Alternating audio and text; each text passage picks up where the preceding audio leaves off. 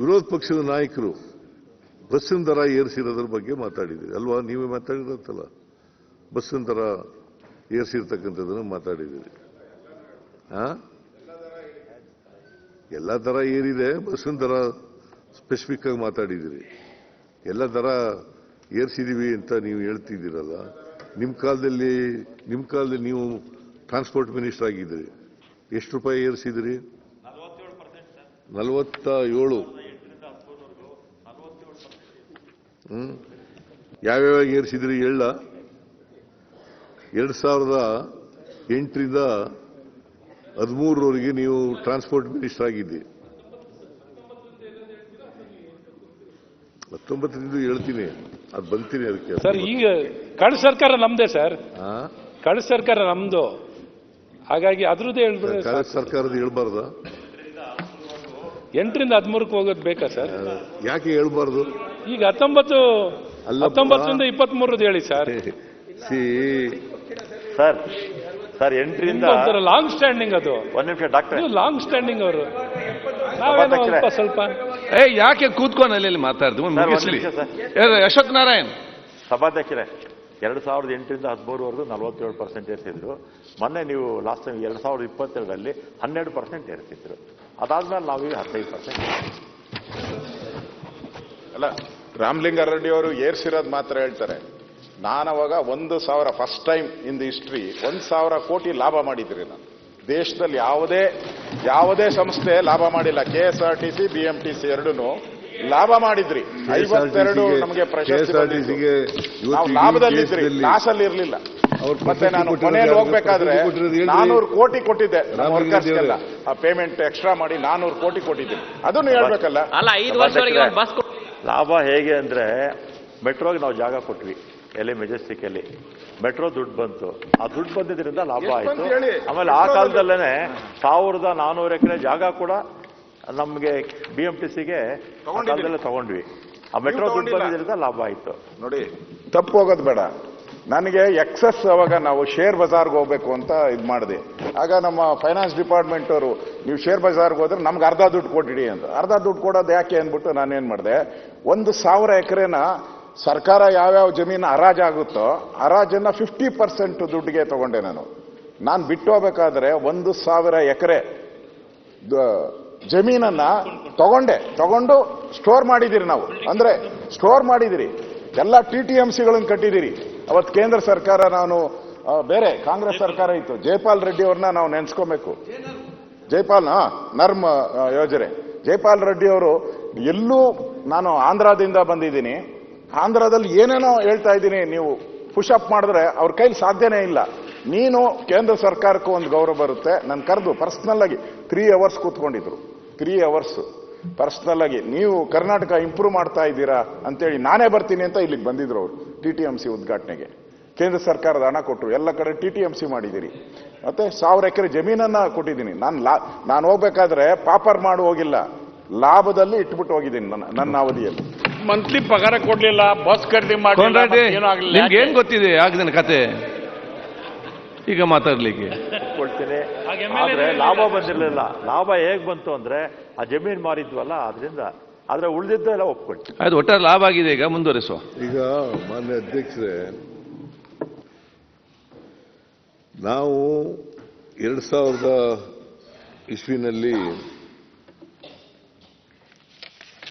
ಬಸ್ಸಿನ ದರ ಪರಿಷ್ಕರಣೆ ಮಾಡಿದ್ದಲ್ಲ ರಾಮಲಿಂಗಾರೆಡ್ಡಿ ಅವರೇ? 2000 ಇಸ್ವಿಯಲ್ಲ ಬಸ್ಸಿನ ದರ ಪರಿಷ್ಕರಣೆ ಮಾಡಿದ್ದು? BMTC 2014ರಲ್ಲಿ BMTC ಪರಿಷ್ಕರಣೆ ಮಾಡಿದ್ದು. 2020ರಲ್ಲಿ ಕಲ್ಯಾಣ ಕರ್ನಾಟಕ, ವಾಯವ್ಯ ಕರ್ನಾಟಕ, KSRTC 5 ವರ್ಷದಿಂದ ಮಾಡಿರಲಿಲ್ಲ. BMTC 11 ವರ್ಷದಿಂದ ಮಾಡಿರಲಿಲ್ಲ. ನಾವು ಅದಕ್ಕೋಸ್ಕರ 15% ಪರಿಷ್ಕರಣೆ ಮಾಡಬೇಕಾಗುವಂತು. ಇದು ಒಂದು. ಯಾಕೆ ಬಸ್ಸಿನ ದರ ಏರಿಕೆ ನಷ್ಟ ಆಗ್ತದೆ? ಒಂದು, ಸಿಬ್ಬಂದಿ ಸಂಬಳ. ಎರಡನೇದು, ಡೀಸೆಲ್ ಬೆಲೆ ಏರಿಕೆ ಆದಾಗ. ಈಗ ನೀವೆಲ್ಲ ಕೋಪ ಬಂದ್ಬಿಡ್ತದೆ. ನರೇಂದ್ರ ಮೋದಿಯವರು ಬಸ್ಸಿನ ಡೀಸೆಲ್ ಬೆಲೆ ಹೆಚ್ಚು ಮಾಡಿಬಿಟ್ರು ಅಂತಂದ್ರೆ ಜಾಸ್ತಿ ಇದು ಕೋಪ ಬಂದ್ಬಿಡ್ತದೆ. But it is a fact. Narendra Modi ಅವರು ಬಸ್ ಫ್ರೀಯಾಗಿ ಕೊಟ್ಟರು, ಅದನ್ನೇ ಹೇಳಿ. ಆಯ್ತಪ್ಪ, ಇರ್ಲಿ ಕೂತ್ಕೊಳ್ಳಿ. ಸರಿ, ಆಯ್ತು ಕೂತ್ಕೊಳ್ಳಿ. ಈಗ ನಾನು ಡೀಸೆಲ್ ಬಗ್ಗೆ ಮಾತಾಡ್ತಾ ಇದ್ದೀನಿ. ರಿಪ್ಲೈ ಆಗಲಿ. ಡೀಸೆಲ್ ಬಗ್ಗೆ ಮಾತಾಡಿದ್ರೆ ನಿಮ್ಗೆ ಕೋಪ ಏನು ಯಾಕಪ್ಪ ಅರವಿಂದ?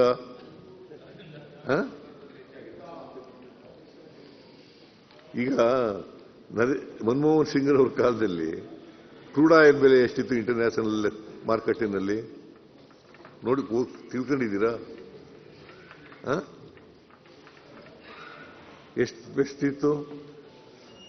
ಸರ್, ನೀವು ಮನಮೋಹನ್ ಸಿಂಗ್ ಅವ್ರು ಸಾಲ ಬಿಟ್ಟು ಹೋಗಿದ್ರೆ ಅದನ್ನ ಸಾಲ ತೀರಿಸಬೇಕಾಗಿತ್ತಲ್ಲ ಯಾರಾದ್ರೂ?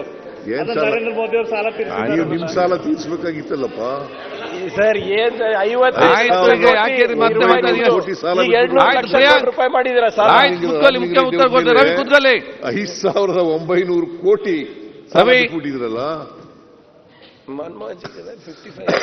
ಹೇಳ್ರಿ ರಾಮಲಿಂಗ ರೆಡ್ಡಿ ಅವರೇ, ಎಷ್ಟು ಸಾಲ ಬಿಟ್ಬಿಟ್ಟಿದ್ರಿ ಇವರು? 5,900 ಕೋಟಿ ನಾವು ಅಧಿಕಾರ ತಗೊಂಡಾಗ ಸಾಲ ಬಿಟ್ಟು ಹೋಗಿದ್ದೀವಿ. 4 ವರ್ಷ ಒಂದು ಬಸ್ಸು ತಗೊಂಡಿರಲಿಲ್ಲ. 4 ವರ್ಷ ಒಂದು ಬಸ್ಸು ತಗೊಂಡಿರಲಿಲ್ಲ ಸರ್, ಎಕ್ಸೆಪ್ಟ್ BMTC. ಆದರೂ 15% ನಾವು ಹೆಚ್ಚು ಮಾಡಿದ್ರು ಕೂಡ ಪಕ್ಕದ ರಾಜ್ಯಗಳಿಗಿಂತ ಕಡಿಮೆ ಇದ್ದೀವಿ ನಾವು. ಪಕ್ಕದ ರಾಜ್ಯಗಳಿಗಿಂತ ಕಡಿಮೆ ಇದ್ದೀವಿ. ನಿಮ್ಗೆ ನೋಡಿ, ಕರ್ನಾಟಕದಲ್ಲಿ ನಗರ ಸಾರಿಗೆ 1 ಕಿಲೋಮೀಟರ್ಗೆ 81.24 ಪೈಸೆ. 1 ಕಿಲೋಮೀಟರ್ಗೆ. ಸಾಮಾನ್ಯ ಸಾರಿಗೆ 65.90. ವೇಗದೂತ ಎಕ್ಸ್ಪ್ರೆಸ್ ಬಸ್ನಲ್ಲಿ 100 ಪೈಸೆ 100.57 ಪೈಸೆ. ರಾಜಹಂಸ ಡಿಲಕ್ಸ್ ನಲ್ಲಿ 145 ಪೈಸೆ. ಆಂಧ್ರ ಪ್ರದೇಶದಲ್ಲಿ ಅದೇ 1 ಕಿಲೋಮೀಟರ್ಗೆ ನಗರ ಸಾರಿಗೆನಲ್ಲಿ 123.24. ನಾವು 81.24, ಅವರು 123.24. ಆಮೇಲೆ ಸಾಮಾನ್ಯ ಸಾರಿಗೆ ಕೆಂಪು ಬಸ್ಗಳು ಅವು ನಾವು 65-90 ಚಾರ್ಜ್ ಮಾಡಿದ್ರೆ ಅವರು 102.00 ಮಾಡಿದ್ದಾರೆ. 102.00 ಮಾಡಿದ್ದಾರೆ. ಆಮೇಲೆ ವೇಗದೂತ ಎಕ್ಸ್ಪ್ರೆಸ್ನಲ್ಲಿ 125 ಪೈಸೆ ಮಾಡಿದ್ದಾರೆ. ರಾಜಹಂಸದಲ್ಲಿ 162, ನಾವು 145, ಅವರು 162. ತೆಲಂಗಾಣದಲ್ಲಿ ನಾವು 81.24 ಪೈಸೆ ಮಾಡಿ 81.24 ಪೈಸೆ ಮಾಡಿದ್ರೆ ಅವರು 131 ಪೈಸೆ ಮಾಡಿದ್ದಾರೆ. ನಾವು 65-90 ಮಾಡಿದ್ರೆ ಅವರು 104 ಮಾಡಿದ್ದಾರೆ ತೆಲಂಗಾಣ. ಆಮೇಲೆ ವೇಗದೂತಲ್ಲಿ 176. ಮಹಾರಾಷ್ಟ್ರ ಓಲಿ ನಿಮ್ಮ ಪಕ್ಷ ಅಧಿಕಾರದಲ್ಲಿ ಇರ್ತಕ್ಕಂಥ ರಾಜ್ಯ, ಅದು ನಗರ ಸಾರಿಗೆನಲ್ಲಿ ನಾವು 81.24 ಮಾಡಿದರೆ ಅವರು 145 ಪೈಸೆ ಮಾಡಿದ್ದಾರೆ. ಅಧಿಕೃತ ತಗೊಂಡಿರೋದು ಇದು. ತಮಿಳುನಾಡದು ಇಲ್ಲ ನನ್ನ ಹತ್ರ, ಕೊಡ್ತೀನಿ ಬೇಕಾದ್ರೆ. ಇಲ್ಲ ನನ್ನ ಹತ್ರ ಇಲ್ಲ ರೀ. ಅಲ್ಲ, ಮಹಾರಾಷ್ಟ್ರ ನಿಮ್ದಲ್ವಾ? ಅಲ್ಲ, ನಿಮ್ಮ ರಾಜ್ಯ, ನಿಮ್ಮ ಸರ್ಕಾರ ಇರೋದು, ನಿಮ್ಮ ಪಕ್ಷ ಅಧಿಕಾರದಲ್ಲಿ ಇರೋದಲ್ವಾ? ಹೌದಾ ಇಲ್ವೋ? ಮತ್ತೆ ನನ್ನ ಹತ್ರ ಫಿಗರ್ ಇಲ್ಲ. ಮಹಾರಾಷ್ಟ್ರದ್ದು, ತಮಿಳುನಾಡ್ದು ಕೊಡ್ತೀನಿ. ಕೊಡ್ರಿ, ತಮಿಳುನಾಡ್ದು ಕೊಡ್ರಿ. ತಮಿಳುನಾಡ್ದು ಇಲ್ಲ ನನ್ನ ಹತ್ರ. ಇದ್ದಿದ್ರು ಕೊಡ್ತಿದ್ದೆ. Nothing wrong in that. ನಾನು ಕೊಡ್ಲಿಲ್ಲ ಅಂತಂದ್ರೆ ಬದಲಾವಣೆ ಆಗ್ಬಿಡ್ತದ ಅಲ್ಲಿ. ನೀನು ಕೇಳಿದ್ರೆ ಗೊತ್ತಾಗತ್ತಲ್ಲ. ನೀನು ತಮಿಳುನಾಡಿಗೆ ಕೇಳಿದ್ರೆ ಗೊತ್ತಾಗಲ್ವಾ?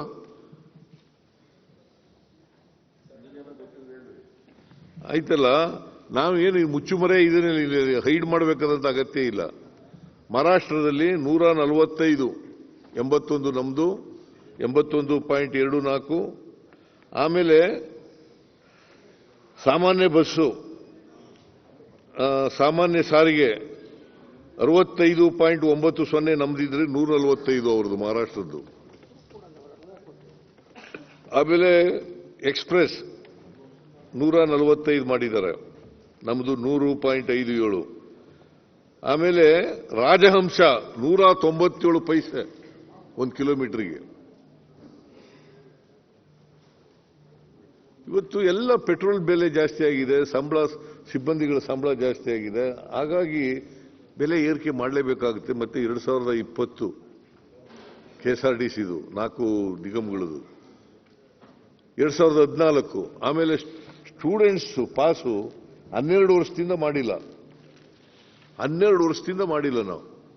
ನೀವು ಮಾಡಿಲ್ಲ, ನಾವು ಮಾಡಿಲ್ಲ.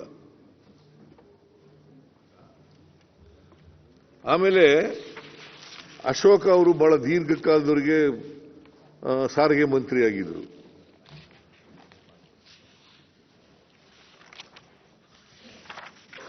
ನಿಮ್ಮ ಕಾಲದಲ್ಲಿ ಬಸ್ ದರ ಏರಿಸಿದಿರಿ, ಏರ್ಸೇ ಇಲ್ಲ ಅಂತಲ್ಲ. 29/8/2008 ಪ್ರತಿ ವರ್ಷನೂ ಏರ್ಸ್ಕೊ ಬಂದಿದ್ದೀರಿ. ಪ್ರತಿ ವರ್ಷ 2008, 9, 10, 10, 11, 11, 12, 13 ಹಿಂಗೆ ಪ್ರತಿ ವರ್ಷನೂ ಕೂಡ ಏರಿಸಿದಿರಿ. ಇನ್ನು ಬಸ್ಸಿನ ದರ ಇಷ್ಟೆಲ್ಲ ಈಗ ಡೀಸೆಲ್ ಬೆಲೆ ಜಾಸ್ತಿ ಇದ್ದಾಗ ಹೆಚ್ಚಾಗಿ ಹಾಗೆ ಆಗ್ತದೆ.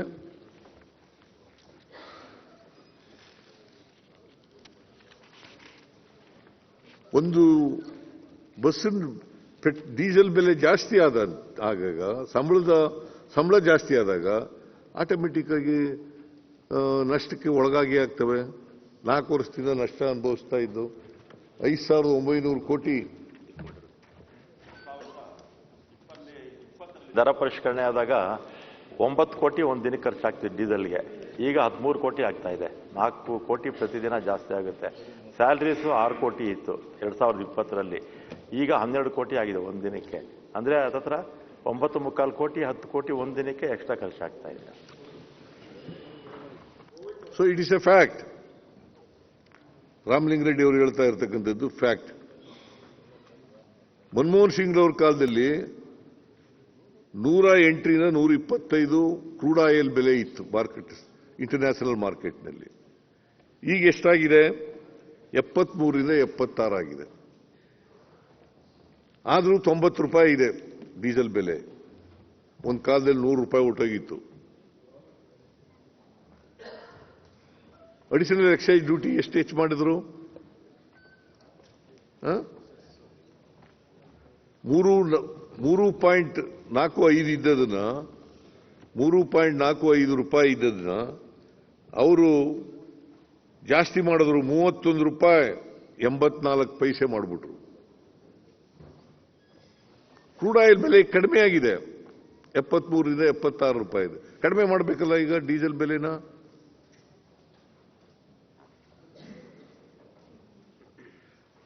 ₹108, 125 ರೂಪಾಯಿ ಕ್ರೂಡ್ ಆಯಿಲ್ ಬೆಲೆ ಇದ್ದಾಗ 46.59 ಪೈಸೆ ಡೀಸೆಲ್ ಬೆಲೆ ಇತ್ತು ಮನಮೋಹನ್ ಸಿಂಗ್ ಅವರ ಕಾಲದಲ್ಲಿ. 46.59. ಈಗ ಜಾಸ್ತಿ ಆಗಿದೆ. ಅದರಿಂದ ಬೆಲೆ ಏರಿಸಬೇಕಾದಂತ ಅನಿವಾರ್ಯತೆ ಬಂದಿತ್ತು. ಬಸ್ ಓಡಿಸಕ್ಕಾಗಲಿಲ್ಲ. ಆದ್ರೂ ಇಷ್ಟೆಲ್ಲ ಆದರೂ ಕೂಡ ಹೊಸ ಬಸ್ಗಳನ್ನ ಆಡ್ ಮಾಡಿದ್ದಾರೆ. ಎಷ್ಟು ಬಸ್ಸು ಆಡ್ ಮಾಡಿರೋದು? 4,900 ಸರ್. ಸುಮಾರು 4,900. 4,900. ನಾನು 108, 125 ರೂಪಾಯಿ ಎಲ್ಲ ಅದು ಡಾಲರ್. 73ರಿಂದ 76 ಡಾಲರ್ ಅದು. ನಾನು ರೂಪಾಯಿ ಅಂತ ಹೇಳ್ಬಿಟ್ಟೆ, ಅದು ಡಾಲರ್. ಸೊ ಹಾಗಾಗಿ ನಾವು ಡೀಸೆಲ್ ಬೆಲೆ ಜಾಸ್ತಿ ಆದ್ರಿಂದ, ಸಿಬ್ಬಂದಿ ಸಂಬಳ ಜಾಸ್ತಿ ಆದ್ರಿಂದ ಇದನ್ನ ಅನಿವಾರ್ಯ ಕಾರಣಗಳಿಗಾಗಿ ನಮಗೇನು ಖುಷಿ ಇಲ್ಲ. ಮತ್ತೆ ಸುಮಾರು 9 ಕೋಟಿ ಇಂತ ಹೆಚ್ಚು ಜನರನ್ನ ಫ್ರೀ ಅಲ್ಲ 900 ಕೋಟಿ ಅಲ್ಲ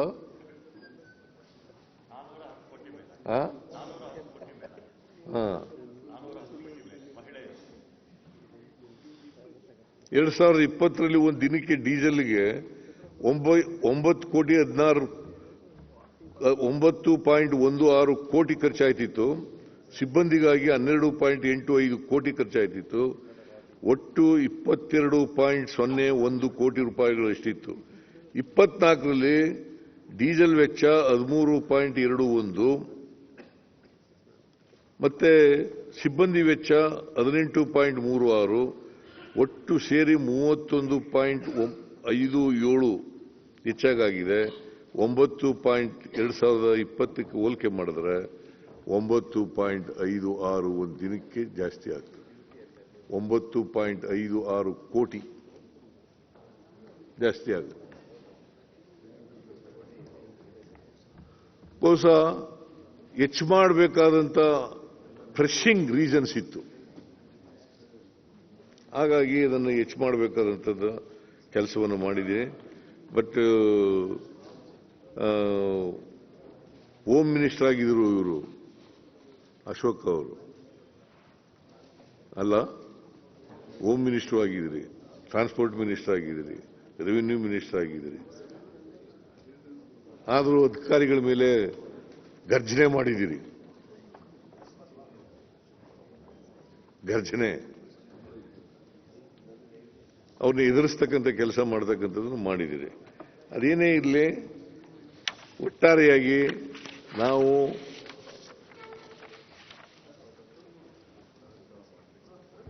ಡೀಸೆಲ್ ಬೆಲೆ ಹೆಚ್ಚಾದದರಿಂದ ಮತ್ತೆ ಸಿಬ್ಬಂದಿ ವೆಚ್ಚ ಹೆಚ್ಚಾದದರಿಂದ ಅನಿವಾರ್ಯವಾಗಿ ಬಸ್ಸಿನ ದರವನ್ನು ಏರಿಸಲೇಬೇಕಾಗಿತ್ತು. ಮತ್ತೆ ಕಳೆದ 4 ವರ್ಷಗಳಿಂದ ಏರಿಸಿರಲಿಲ್ಲ. 14ನೇ ಇಸ್ವಿನಿಂದ ಬೆಂಗಳೂರು ನಗರದ ಬಸ್ಸಿನ ದರ ಏರಿಸಿರಲಿಲ್ಲ. 12 ವರ್ಷಗಳಿಂದ ವಿದ್ಯಾರ್ಥಿಗಳ ಪಾಸ್ಗಳು ದರ ಹೆಚ್ಚು ಮಾಡಿರಲಿಲ್ಲ. ಹೀಗಾಗಿ ಇದನ್ನು ಹೆಚ್ಚು ಮಾಡಬೇಕಂತ ಅಗತ್ಯ ಇತ್ತು. ಇನ್ನೊಂದು ಪ್ರಸ್ತಾಪ ಮಾಡಿರ್ತಕ್ಕಂಥದ್ದು ಮೆಟ್ರೋ ರೈಲು ಹೆಚ್ಚಾಯಿತು ಅಂತಕ್ಕಂಥದ್ದನ್ನು ಪ್ರಸ್ತಾಪ ಮಾಡಿದ್ದಾರೆ. ಮೆಟ್ರೋ ರೈಲು ಅದಕ್ಕೂ ಉತ್ತರ ಹೇಳ್ಬಿಡ್ತೀನಿ. ಈ ಮೆಟ್ರೋ ರೈಲ್ ಇದೆಯಲ್ಲ, ಕಾರ್ಯಾಚರಣೆ ಮತ್ತು ನಿರ್ವಹಣೆ ಕಾಯ್ದೆ ಅಂತೇಳಿ 2002ರಲ್ಲಿ ಮಾಡಿದ್ದೀವಿ. ಸೆಕ್ಷನ್ 34 ಕ್ಲಾಸ್ 1, ಸೆಕ್ಷನ್ 34 ಕ್ಲಾಸ್ 1 ಅಲ್ಲಿ ಮೆಟ್ರೋ ಪ್ರಯಾಣದಾರವನ್ನು ನಿರ್ಧರಿಸುವ ಕುರಿತಂತೆ ಈ ಸೆಕ್ಷನ್ ಹೇಳುತ್ತದೆ. ಇದರ ಪ್ರಕಾರ central government May from time to time constitute a fare fixation committee for the purpose of recommending fare for the carriage of passengers by the metro railway. ಇನ್ನೊಂದು ಸಾರಿ ಓದ್ತೀನಿ, ಇದು very important. The central government May from time to time constitute a fare fixation committee for the purpose of recommending fare for the carriage of passengers by the metro railway.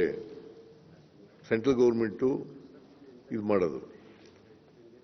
A sitting judge of the High Court shall be appointed after consultation with the Chief Justice of the High Court. ನಮ್ಮ chief ಜಸ್ಟಿಸ್ನ ಕೇಳ್ಬಿಟ್ಟು ಯಾರು retired high court judge ಇದಾರಲ್ಲ ಅವರ ಅಧ್ಯಕ್ಷತೆಯಲ್ಲಿ ಒಂದು ಸಮಿತಿ ಮಾಡ್ತಾರೆ, fair fixation committee. ಅವರು ಹೈಕೋರ್ಟ್ನ ಚೀಫ್ ಜಸ್ಟಿಸ್ ಜೊತೆ ಕನ್ಸಲ್ಟ್ ಮಾಡಿ ಮಾಡ್ತಾರೆ. So this is the procedure. ನಿಮ್ಮ ಸರ್ಕಾರ ಇರುವಾಗ ನೀವೇ ಪತ್ರ ಬರೆದಿದ್ದೀರಿ, ಫೇರ್ ಫಿಕ್ಸೇಷನ್ ಕಮಿಟಿ ಕರೆದು ಪರಿಷ್ಕರಣೆ ಮಾಡಿ ಅಂತೇಳಿ ನೀವೇ ಪತ್ರ ಬರೆದಿದ್ದೀರಿ. 10/2/2020 ಒಂದ್ಸಾರಿ ಬರೆದಿದ್ದೀರಿ, 3/4/21 ಒಂದ್ಸಾರಿ ಬರೆದಿದ್ದೀರಿ. ಅದು ಬರೆದ ಮೇಲೆ ಕೇಂದ್ರ ಸರ್ಕಾರ 7/9/2024 3 ಜನರ ಸಮಿತಿಯನ್ನು ರಚನೆ ಮಾಡಿದ್ದಾರೆ.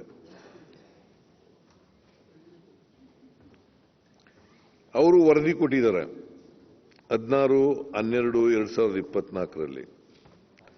ಆ ವರದಿ ಕೊಟ್ಟ ಮೇಲೆ 9/2/2025 ಬೆಲೆ ಇದನ್ನ ಪರಿಷ್ಕರಣೆ ಮಾಡಿ ಆದೇಶ ಹೊರಡಿಸಿದ್ದಾರೆ. ಅದಾದ್ಮೇಲೆ ನನಗೆ ಕೆಲವರೆಲ್ಲ ಭೇಟಿ ಮಾಡಿದ್ರು, ಮೆಟ್ರೋ ಬೆಲೆ ಎಲ್ಲ ಜಾಸ್ತಿ ಆಗಿದೆ ಅಂತೇಳಿ. ನಾನು MD ಕರೆದು, ನೋಡಪ್ಪ, ನಮ್ಗೆ ಅಧಿಕಾರ ಇಲ್ಲೇ ಹೋದ್ರು ಕೂಡ ನಾನು ಎಲ್ಲ ಜನರು ಕೂಡ ಬೆಲೆ ಜಾಸ್ತಿ ಆಗಿದೆ ಅಂತ ಹೇಳ್ತಾರೆ. ಅವರ ಇತಿಮಿತಿ ಒಳಗಡೆ ಅದನ್ನ ಸ್ವಲ್ಪ ಬೆಲೆ ಕಡಿಮೆ ಮಾಡ್ತಕ್ಕಂಥ ಪ್ರಯತ್ನವನ್ನ ಮಾಡಿದ್ದಾರೆ. ಯಾಕಂತಂದ್ರೆ ಸಮಿತಿ ಶಿಫಾರಸುಗಳ ವಿರುದ್ಧವಾಗಿ ಬೆಲೆ ಇಳಿಸಲು ಸಾಧ್ಯವಾಗುವುದಿಲ್ಲ. ಒಂದ್ಸಾರಿ ಶಿಫಾರಸು ಮಾಡಿದ ಮೇಲೆ ಅದನ್ನ ಇಳಿಸಲಿಕ್ಕೆ ಸಾಧ್ಯ ಆಗೋದಿಲ್ಲ. ಅದು ನೀವೇನಾದ್ರು ಪ್ರಯತ್ನ ಮಾಡಿದ್ರೆ ಆಗ್ಬೋದೇನೋ. ಅದರಿಂದ ಮಾನ್ಯ ಅಧ್ಯಕ್ಷರೇ, ಈ ಮೆಟ್ರೋ ರೈಲು ಪ್ರಯಾಣಿಕರ ದರ ಹೆಚ್ಚಾಗಿರ್ತಕ್ಕಂಥದ್ದು ಅದು ನಮ್ಮ ಕೈಲಿಲ್ಲ. ಅದು ಕೇಂದ್ರ ಸರ್ಕಾರ ಮತ್ತು ನಾವು ಸೇರ್ಕೊಂಡು ಮಾಡ್ತಕ್ಕಂಥದ್ದು. ಒಂದು ನಮ್ಮ MD ಒಬ್ಬರು ಮೆಂಬರ್ ಇರ್ತಾರೆ, ಇಬ್ಬರು ಮೆಂಬರು ಕೇಂದ್ರ ಸರ್ಕಾರದವರು ಇರ್ತಾರೆ. ಸೊ ಹಾಗಾಗಿ 3 ಜನರದ್ದು ಒಂದು ಸಮಿತಿ ಇರ್ತದೆ. So this is the position. ಆಮೇಲೆ ರೈತರ ಆತ್ಮಹತ್ಯೆಗಳ ಬಗ್ಗೆ ಮಾತಾಡಿದ್ದೀರಿ. ರೈತರ ಆತ್ಮಹತ್ಯೆಗಳ ಬಗ್ಗೆ ಮಾತಾಡಿದ್ದೀರಿ. As a matter of fact ರೈತರ ಆತ್ಮಹತ್ಯೆಗಳು ಕಡಿಮೆ ಆಗಿದ್ದಾವೆ. ಸಾಮಾನ್ಯವಾಗಿ 1200 ಅದಕ್ಕಿಂತ ಹೆಚ್ಚು ರೈತರ ಆತ್ಮಹತ್ಯೆಗಳು ಪ್ರತಿ ವರ್ಷ ನಡೀತಾ ಇತ್ತು. ಈಗ ಇಲ್ಲಿವರೆಗೆ ಫೆಬ್ರವರಿ ಅಂತ್ಯದವರೆಗೆ ರೈತರ ಆತ್ಮಹತ್ಯೆಗಳು ನಡೆದಿರ್ತಕ್ಕಂಥದ್ದು 644. 1200ರಿಂದ 644 ರೈತರ ಆತ್ಮಹತ್ಯೆಗಳು ನಡೆದಿದ್ದಾವೆ. ಅದರಲ್ಲಿ ಅರ್ಹ ಪ್ರಕರಣಗಳು 527. 527. ಅದರಿಂದ ನಮಗೆ ಖುಷಿ ಆಗ್ಬಿಟ್ಟಿದೆ ಅಂತಲ್ಲ, ರೈತರ ಆತ್ಮಹತ್ಯೆಗಳೇ ನಡೀಬಾರದು.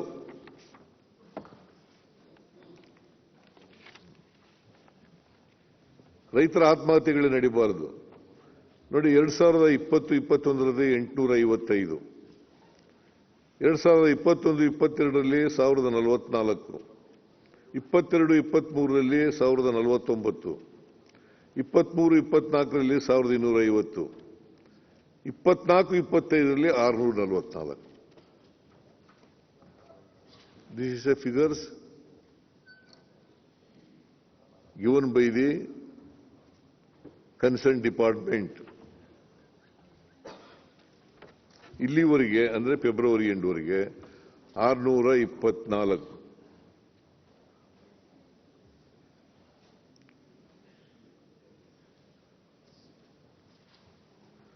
ಸೊ ಇಷ್ಟು ಆತ್ಮಹತ್ಯೆಗಳು ನಡೆದಿದ್ದಾವೆ. ನಾವು ಸರ್ಕಾರದ ಆಸೆ ಏನಪ್ಪಾ ಅಂತಂದ್ರೆ, ಆತ್ಮಹತ್ಯೆಗಳು ಪೂರ್ಣವಾಗಿ ರೈತರು ಸಾಯ್ತಕ್ಕಂಥದ್ದು ನಿಲ್ಲಬೇಕು. ನಮ್ಮ ಆಸೆ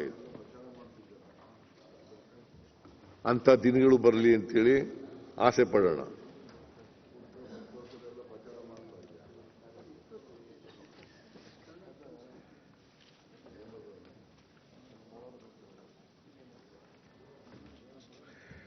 ಆಮೇಲೆ ಬಾಲಕೃಷ್ಣ ಅವರು ಕೂಡ ಮಾತಾಡಿದ್ದಾರೆ. DDS ಇಂದ ಒಬ್ರು ಬಾಲಕೃಷ್ಣ ನಾವು ಶಾಸಕರು, ಮಾನ್ಯ ಶಾಸಕರು ಅವರು ಮಾತಾಡಿದ್ದಾರೆ. ಬಸ್ಗಳು ನಮಗೆ ಸಾಲಲ್ಲ ಅಂತ ಹೇಳಿ ಈಗ ಮೊದಲಷ್ಟು ಓಡ್ತಾ ಇಲ್ಲ ಬಸ್ಗಳು ಅಂತ ಹೇಳಿ ಮಾತಾಡಿದ್ದಾರೆ. ನಾವು ಹೊಸದಾಗಿ ಬಸ್ಗಳನ್ನ 4889 ಬಸ್ಗಳನ್ನು ಸೇರಿಸಿದ್ದೀವಿ ಈಗ ಅಡಿಷನಲ್ ಆಗಿ. ಸೊ ಸಾರಿಗೆ ಸಂಸ್ಥೆಯನ್ನ ಬಲಪಡಿಸ್ತಕ್ಕಂಥ ಕೆಲಸವನ್ನು ಮಾಡಿದ್ದೀವಿ. ಆಮೇಲೆ ಬಂಡವಾಳ ವೆಚ್ಚ ಇವರು ಅಶೋಕ್ ಅವರು, ನಾನು ಉತ್ತರ ಕೊಡುವಾಗ ಹೇಳ್ತೀನಿ, ಬಜೆಟ್ ಮೇಲೆ ಉತ್ತರ ಕೊಡುವಾಗ ಬಂಡವಾಳ ವೆಚ್ಚ ಎಷ್ಟೆಷ್ಟು ಖರ್ಚಾಗಿದೆ, ಯಾರ್ಯಾರ ಕಾಲದಲ್ಲಿ ಎಷ್ಟೆಷ್ಟು ಖರ್ಚಾಗಿದೆ, ನಾವು ಎಷ್ಟು ಖರ್ಚು ಮಾಡಿದ್ದೀವಿ, ಕಳೆದ ವರ್ಷ ಎಷ್ಟು ಖರ್ಚು ಮಾಡಿದ್ದು, ಈ ವರ್ಷ ಎಷ್ಟು ಖರ್ಚು ಮಾಡಿದ್ದೀವಿ ಅಂತಕ್ಕಂಥದ್ದು ನಿಮಗೆ 56,000 ಕೋಟಿ ಈ ವರ್ಷ. ನಾಳೆ ಹೇಳಲ್ಲ, ಗುರುವಾರ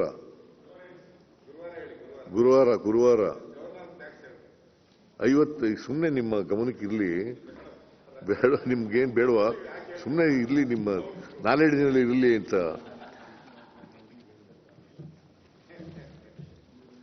56,000 ಕೋಟಿ ಈ ವರ್ಷ ಬಂಡವಾಳ ವೆಚ್ಚ ಖರ್ಚಾಗಿದ್ರೆ, ಮುಂದಿನ ವರ್ಷ ಬಜೆಟ್, ಮುಂದಿನ ವರ್ಷಕ್ಕೆ ತಾನೇ ಬಜೆಟ್ ಮಂಡಿಸಿರೋದು ನಾನು, 25-26ಕ್ಕೆ 83,000 ಕೋಟಿ ಅಷ್ಟು ಖರ್ಚು ಮಾಡ್ತಾ ಇದ್ದೀವಿ. ಅದರಿಂದ ಮಾನ್ಯ ಅಧ್ಯಕ್ಷರೇ, ಬೇಕಾದರೆ ಪಕ್ಕದ ರಾಜ್ಯಗಳಲ್ಲೂ ಕೂಡ ಹೋಲಿಕೆ ಮಾಡಿ ಹೇಳಬೇಕಂದ್ರೆ ಹೇಳ್ತೀನಿ, ಅಥವಾ ಇನ್ನೊಂದು ದಿನ. ಯಾಕೆ ನೀವು ಕೇಳಕ್ಕೆ ತಯಾರಾಗಿಲ್ವಲ್ಲ? ಅಲ್ಲ, ನಾನೇನು ನಿಮ್ಗೆ ಡಿಸ್ಟರ್ಬ್ ಮಾಡಲ್ಲ. ನಮ್ಗೆ ಕನ್ಫ್ಯೂಷನ್ ಆಗ್ಬಿಟ್ಟೈತೆ, ಇದು ಗವರ್ನರ್ ಭಾಷಣನ ಬಡ್ಜೆಟ್ ಭಾಷಣನ. ಒಂದ್ಸರಿ ಬಡ್ಜೆಟ್ ಭಾಷಣಕ್ಕೆ ಹೋಗ್ತೀರಾ, ಇನ್ನೊಂದ್ಸರಿ ಗವರ್ನರ್ ಬರ್ತೀರಾ. ಒಂಥರ ಅಲ್ಲ ಕನ್ಫ್ಯೂಸ್ ಮಾಡೋದು ಅಂದ್ರೆ ಇದೆ, ಕನ್ಫ್ಯೂಸ್ ಮಾಡ್ಬೇಕಲ್ಲ, ಹಂಗ್ ಮಾಡ್ತಾ ಇದ್ದೀರಾ. ಅದಕ್ಕೆ ನಮ್ಗೆ ನಾನೆಲ್ಲ ತೆಗೆದಿಟ್ಕೊಂಡಿದ್ದೀನಿ ಗವರ್ನರ್ದು. ನೀವು ಫೈನಾನ್ಸ್ಗೆ ಹೋಗ್ಬಿಡ್ತೀರಾ, ಹುಡುಕ್ಬೇಕು ತಿರ್ಗಿ ನಾನು ಫೈನಾನ್ಸ್ಗೆ ಹೋಗೈತೆ ಅಂತ. ಅದಕ್ಕೆ ಎಲ್ಲಾನ ಒಂದ್ ಕಡೆ ಬಂದ್ಬಿಡಿ ಸರ್, ಯಾವ್ದಾನ ಒಂದ್ ದಾರಿ, ಇಲ್ಲ ತಿರುಪತಿ ಕರ್ಕೊಂಡೋಗಿ, ಇಲ್ಲ ಧರ್ಮಸ್ಥಳ ಕರ್ಕೊಂಡೋಗಿ, ಎರಡೂ ಹೇಳ್ತಾ ಇದ್ದೀರಾ. ಹೋಗ್ತೀನಿ ನಿನಗೆ, ಧರ್ಮಸ್ಥಳಕ್ಕೂ ಕರ್ಕೊಂಡು ಹೋಗೋಣ, ತಿರುಪತಿ ಎಲ್ಲ ಒಂದು ಇವತ್ತು ಒಂದು ಕರ್ಕೊಂಡೋಗಿ, ಗುರುವಾರ ಬೇರೆ ಕರ್ಕೊಂಡೋಗಿರ. ನೋಡಪ್ಪ, ಬಜೆಟ್ ಮತ್ತೆ ಗವರ್ನರ್ಸ್ ಅಡ್ರೆಸ್ ಇದೆಯಲ್ಲ, ಒಂದಕ್ಕೊಂದಕ್ಕೆ ಸಂಬಂಧ ಇದೆ. ಗವರ್ನರ್ಸ್ ಅಡ್ರೆಸ್ ಅಂದ್ರೆ ಏನು? ನಾವು ಕಳೆದ 1 ವರ್ಷದಿಂದ ಮಾಡಿರ್ತಕ್ಕಂಥ ಸಾಧನೆಗಳು ಮತ್ತು ನಮ್ಮ ಗುರಿಗಳು, ಅದನ್ನು ಹೇಳ್ಬೇಕಲ್ಲ. ನಾವು ಏನೇನು ಸಾಧನೆ ಮಾಡಿದ್ದೀವಿ ಅಂತ ಹೇಳ್ಬೇಕಲ್ಲ. ಈಗ ಆತ್ಮಹತ್ಯೆ 1,200 ಚಿಲ್ಲರೆ ಇತ್ತು, ಈಗ 640ಕ್ಕೆ ಬಂದಿದ್ದಾವೆ ಅಂತ ಹೇಳ್ಬೇಕು ಬೇಡ? ಮನೆ ಅಧ್ಯಕ್ಷರೇ, ಅದರಿಂದ ಹೇಳಿದ್ದೀನಿ ನಾನು. ಇದು it's not out of the governors address, ಇದನ್ನ ಹೇಳಿದ್ದೀನಿ.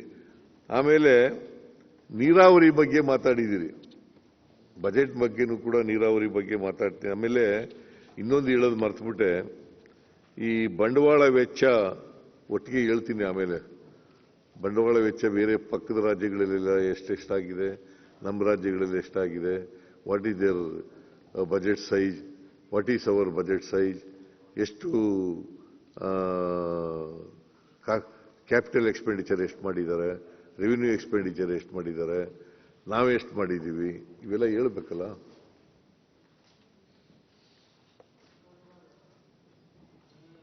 ಕರ್ನಾಟಕದಲ್ಲಿ ಈ ವರ್ಷ 3,71,383 ಕೋಟಿ ಬಜೆಟ್, ಬಂಡವಾಳ ವೆಚ್ಚ 56,000 ಕೋಟಿ. ಅಲ್ಲೊಬ್ರು ಇದರ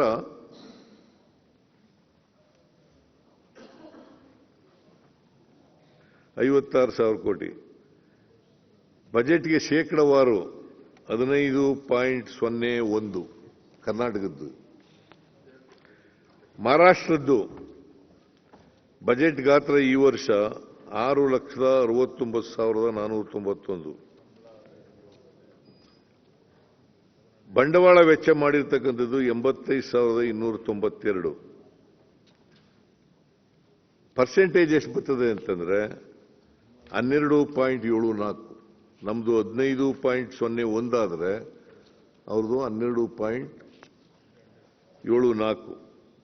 ತಮಿಳುನಾಡ್ದು 4,53,682 ಕೋಟಿ ಬಜೆಟ್ ಗಾತ್ರ. ಅವರು ಬಂಡವಾಳ ವೆಚ್ಚ ಖರ್ಚು ಮಾಡಿರ್ತಕ್ಕಂಥದ್ದು 48,000 ಕೋಟಿ. Percentage wise 10.58, 10.58. ನಮ್ದು 15.01. ತೆಲಂಗಾಣದ್ದು ಅವ್ರ ಬಜೆಟ್ 2,91,159. ಬಂಡವಾಳ ವೆಚ್ಚ ಮಾಡಿರ್ತಕ್ಕಂಥ ಕ್ಯಾಪಿಟಲ್ ಎಕ್ಸ್ಪೆಂಡಿಚರ್ ಮಾಡಿರ್ತಕ್ಕಂಥದ್ದು 33,487 ಕೋಟಿ. ಶೇಕಡಾ ವಯಸ್ಸು 11.50. ಅಂದರೆ ಪಕ್ಕದ ರಾಜ್ಯಗಳಿಗಿಂತ ನಾವು ಜಾಸ್ತಿ ಇದ್ದೀವಿ. ಪಕ್ಕದ ರಾಜ್ಯಗಳು ತಮಿಳುನಾಡಿಗಿಂತ, ಮಹಾರಾಷ್ಟ್ರಕ್ಕಿಂತ, ತೆಲಂಗಾಣಗಿಂತ, ಆಂಧ್ರಕ್ಕಿಂತ ಜಾಸ್ತಿ ಇದ್ದೀವಿ. ಆಮೇಲೆ ನಾನು ಯಾಕೆ ಇವನ್ನೆಲ್ಲ ಹೇಳ್ತಾ ಇದ್ದೀನಿ ಅಂತಂದ್ರೆ, ನೀವು ಹೇಳಿದ್ರಲ್ಲ ಗ್ಯಾರಂಟಿ ಯೋಜನೆಗಳು ಮಾಡಿಬಿಟ್ಟು ದುಡ್ಡಿಲ್ಲ. ನಾವು ಅಭಿವೃದ್ಧಿ ಕೆಲಸಗಳನ್ನು ಮಾಡಿದ್ದೀವಿ, ಗ್ಯಾರಂಟಿ ಯೋಜನೆಗಳಿಗೂ ದುಡ್ಡು ಕೊಟ್ಟಿದ್ದೀವಿ, ಕರ್ನಾಟಕದ ಪ್ರಗತಿಯನ್ನು ಕೂಡ ಮಾಡಿದ್ದೀವಿ.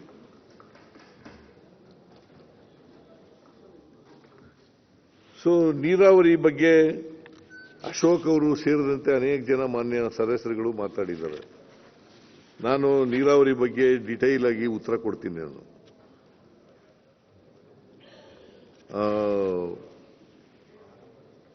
ಏನೇನಾಗಿದ್ದಾವೆ ಪ್ರಾಜೆಕ್ಟ್ಗಳು,